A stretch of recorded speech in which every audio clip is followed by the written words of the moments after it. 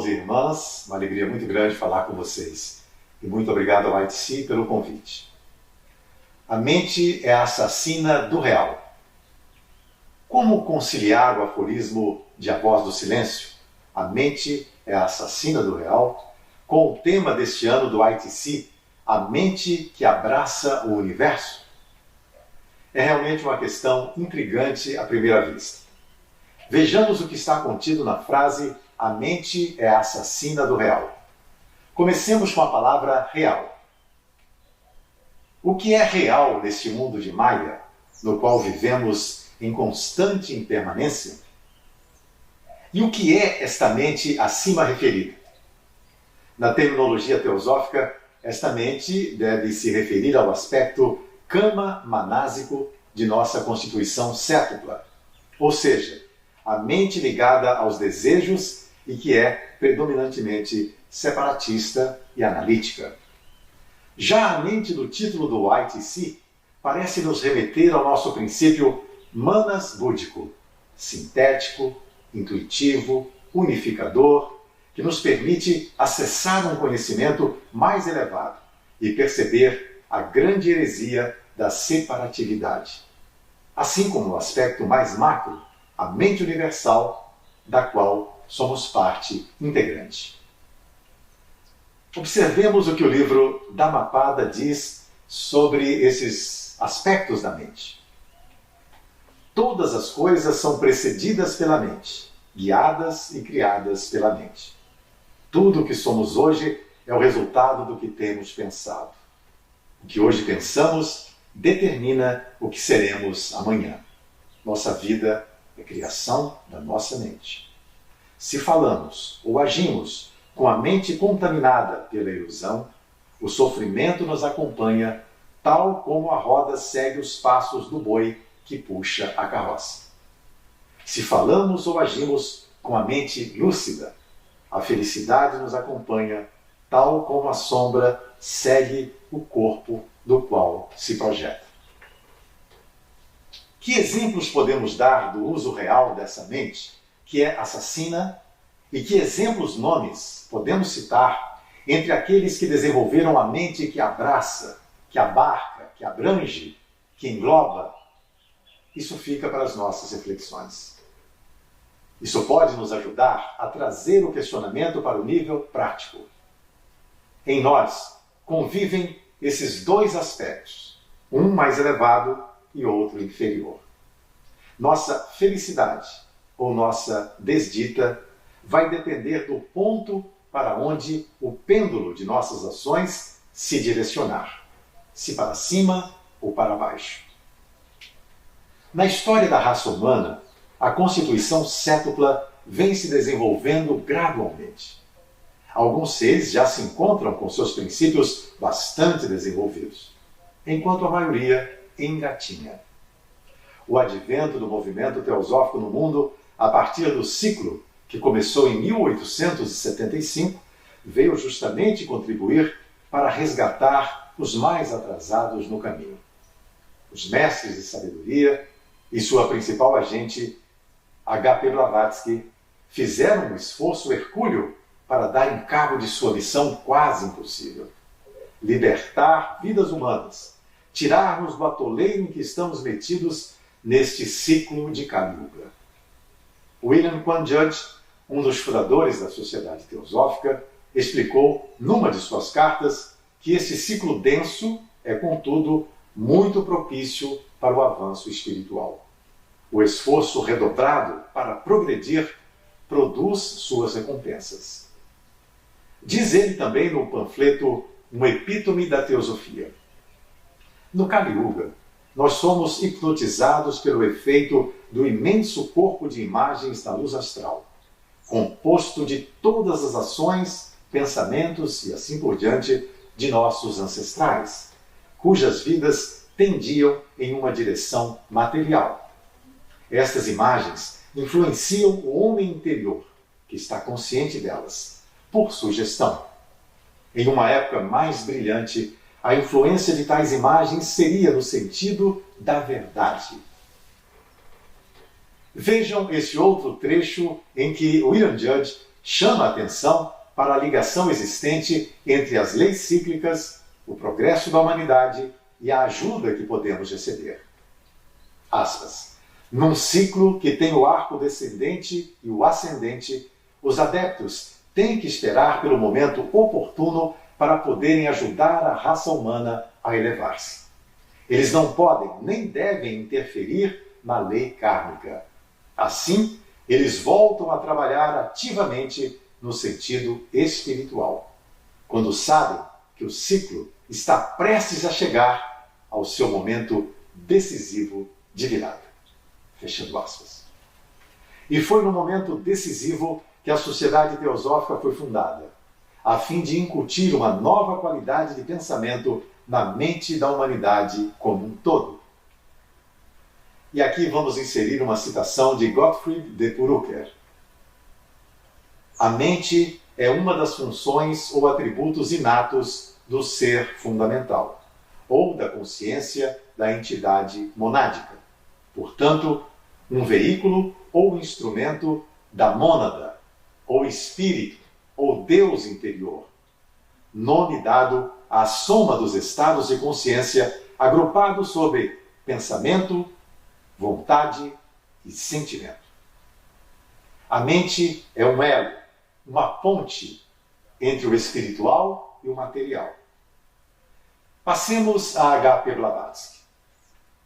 Ela diz: a mente é o elo entre o homem terreno e o self superior, que é o único sofredor e que se acha em constante perigo de ser arrastado para baixo por aquelas paixões que podem ser redespertadas a qualquer momento, levando-o a perecer no abismo da matéria. Mahatma, Atma. Inicialmente, esses três termos lembram um jogo de palavras, não é? Mas tem um sentido implícito. Vejamos. O que é Mahat?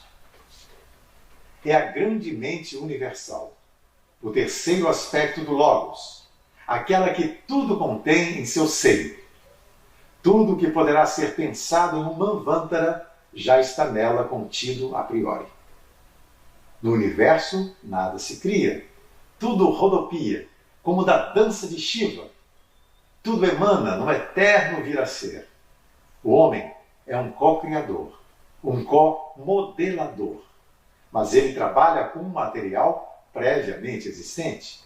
Somos artífices, artistas cósmicos, dando nossas pinceladas na grande tela da vida. O que é um Mahatma, ou adepto? É aquele em que o Atma, esse princípio universal, foi desenvolvido em um nível excepcional. Ele vive e sente na origem das coisas. Ele percebe e vive segundo as leis do cosmos.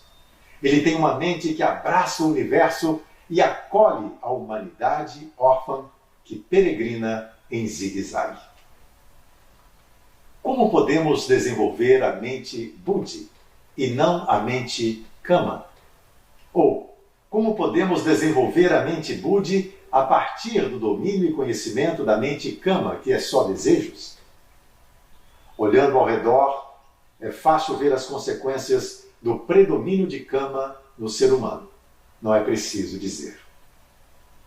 O nosso vínculo com a teosofia, e mais esta existência, é um fator diferenciador da grande massa da humanidade.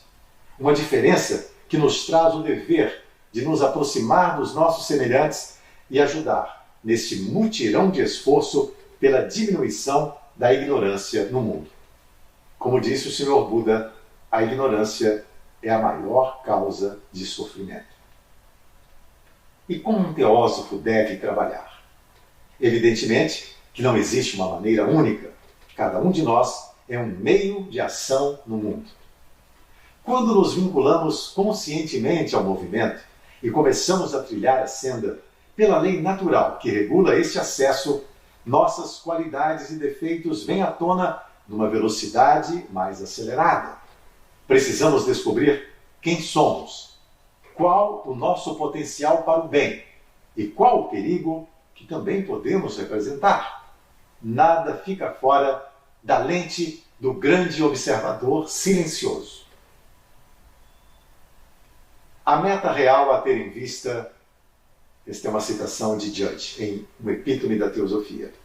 A meta real a ter em vista é a de abrir a natureza interior à influência superior, de modo que a natureza espiritual possa irradiar através dela e transformar-se no seu guia e regente. Só se pode dizer que essa natureza é cultivada na medida em que ela puder dispor de um veículo preparado para tal fim. Isso significa que o Manas inferior deve ser o servidor do Manas superior. Então, até mesmo a mente inferior pode ser uma ferramenta útil na nossa vida cotidiana, mas precisa da mente superior. Ao lermos um livro de teosofia, por exemplo, ainda que não o entendamos inteiramente, a prática sistemática da leitura cria novos sulcos em nossa mente, abrindo-a para novas e mais amplas perspectivas. Novos horizontes se descortinam, começamos a sair do particular rumo ao universal. Somos aquilo que soa em nós. Somos parte do grande todo. O macro pulsa em cada célula de nosso corpo e permite-nos o vislumbre da unidade de todas as coisas. O exercício do altruísmo é uma das chaves para o abraço da mente, e pensar com o coração é seu apanágio. Em outras palavras, a prática do altruísmo é uma das maneiras mais seguras para se avançar no caminho. É uma das chaves para o abraço da mente. E pensar com o coração é sua investidura, nosso escudo no cumprimento do dever. Nossa grande instrutora, HPB, é nosso maior exemplo de altruísmo, de devoção totalmente desinteressada à causa dos mestres. Como ela conseguiu desenvolver essa mente que tudo abarca, que tudo abrange, que tudo abraça? Certamente que não começou em sua última vida. O mestre diz que nenhum de nós está entrando em contato com a teosofia pela primeira vez, pois não existe efeito sem causa.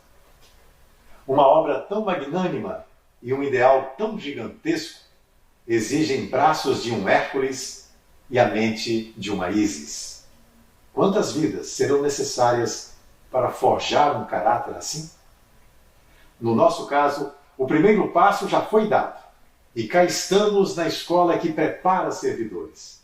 Nessa escola, a ninguém é pedido mais do que pode oferecer, e o serviço deve ser voluntário, consciente, determinado pelo livre arbítrio de cada um. Ao nos engajarmos nessa luta, melhor para nós e melhor para a humanidade, como disse o mestre. Nossa mente, naturalmente, sente um impulso para o abraço do outro, o acolhimento do outro. Um sentimento de compaixão começa a aflorar. A teosofia também ensina que não existe o grande e o pequeno na economia da natureza. Não existem deveres maiores ou menores, mas sim aquele dever que nos cabe cumprir. E melhor é cumprir o nosso Dharma, ainda que imperfeitamente, do que cumprir bem o que é dever do outro. O Dharma alheio contém muitos perigos, diz o Bhagavad Gita.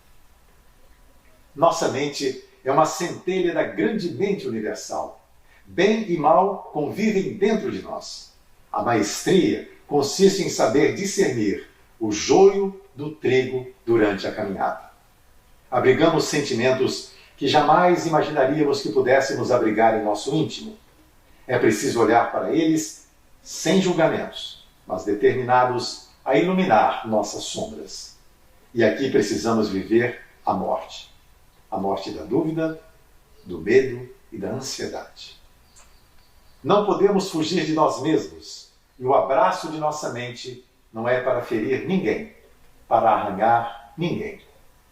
O tema deste ano do ITC é bem oportuno, pois lança luz sobre o que se passa no mundo e em nós. Se o mundo é um reflexo, ou uma síntese da qualidade vibratória de seus ambientes, é claro que não é sensato nos esquivarmos da responsabilidade do que temos criado à nossa volta. Se o macro e o micro coexistem em nós, em semente, cabe a nós desabrochar essa semente para que o fruto honre a árvore de onde brotou. Em que estado se encontra nossa mente nesse momento? Estamos mais identificados com a mente inferior ou com a mente superior?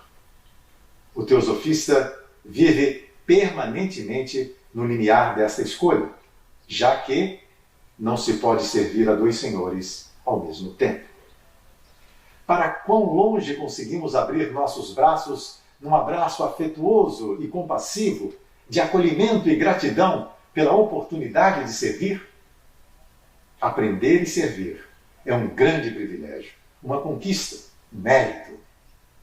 O quanto podemos contribuir para ampliar cada vez mais a chamada polinização cruzada, inundando de teosofia o mundo habitado por uma humanidade teimosamente resistente à verdade, a mesma de 1 milhão de anos atrás? Por aí podemos ver que a tarefa não é fácil, mas temos grandes exemplos para nos inspirar e auxiliar a manter o elo intacto e não deixar que a última encarnação de HPB tenha sido em vão. Nosso dever é abraçar, é lançar sementes. A natureza cuida da colheita ou dos frutos. Certa vez no Brasil, mais especificamente no Rio de Janeiro, houve uma campanha chamada Abrace a Lagoa, numa tentativa de salvar da poluição uma lagoa famosa da cidade. Milhares de pessoas se reuniram em torno dela e, de mãos dadas, a envolveram simbolicamente num grande abraço de cura e de conscientização. Juntemos nossos braços, nossas mãos, nossas mentes e irradiemos o que for possível do nosso potencial para o bem, para a harmonia. Sejamos bons transformadores, para que a luz potente que emana dos grandes seres encontre em nós canais apropriados de expressão. Sabemos que podemos. Façamos nossa parte. Tentemos. Vamos. Muito obrigado.